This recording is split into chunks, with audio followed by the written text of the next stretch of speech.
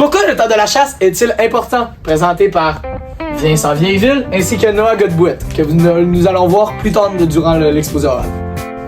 Bonjour les loulous, aujourd'hui nous allons vous présenter pourquoi le temps de la chasse est-il important. Il y a plein de facteurs qui pourraient influencer ce comportement qu'on a de faire attention à notre chasse. Premièrement, nous avons la nourriture, la période de rut, le climat, les saisons sont très importantes chez l'orignal parce que tu peux pas chasser ça à n'importe quel temps ni n'importe où.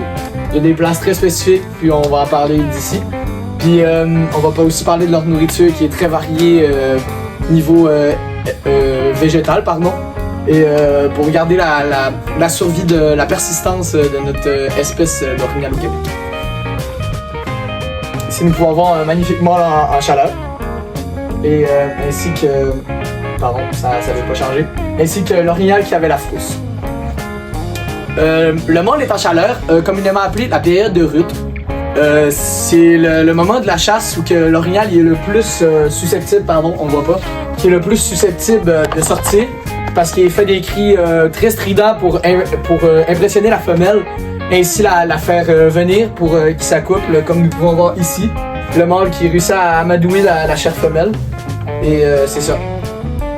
Par la suite, encore une fois, pour laisser le temps à la race de se reproduire, c'est très important. C'est pour ça que à chaque 2 ans, on fait un mâle et une femelle à chasser.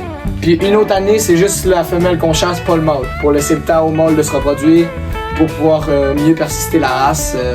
C'est très important pour continuer à avoir du fun dans cette chasse qui est très plaisante selon moi. Ici, nous pouvons avoir une belle petite blague d'orignal ainsi que des orignales qui dansent. Maintenant, je vais vous laisser à mon très cher collègue Noah Godbout. On l'applaudit s'il vous plaît. Durant le temps de la chasse, la nourriture joue un point central dans le changement de comportement de l'orignal. Cette imposante créature, à l'arrivée de l'automne, est guidée par 2 instincts primordiaux, se nourrir et se reproduire. Alors que les jours se raccourcissent et que la température diminue, l'orignal a besoin d'accumuler de l'énergie pour survivre au temps rude de l'hiver qui approche. Ce qui le rend plus actif et donc plus facile à repérer pour les chasseurs vu qu'il fait moins attention à son environnement car il est concentré à chercher de la nourriture pour gagner des forces pour survivre à cet hiver qui arrive à grands pas. Les forêts qui sont riches en peupliers, en érables puis en bouleaux, c'est des forêts où on peut retrouver vraiment beaucoup d'orignal. Comme à Alma, il y en a beaucoup, on peut chasser là-bas, mais ça par rapport.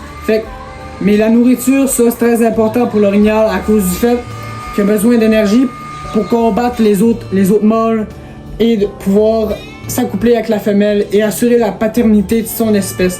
Mais pour avoir de la bonne nourriture, l'orignal doit chercher vraiment beaucoup, ce qui le distrait vraiment de tout ce qu'il y a alentour de lui. Il va être focalisé sur trouver de la bonne nourriture, ce qui fait qu'il est plus facile à chasser pour les chasseurs.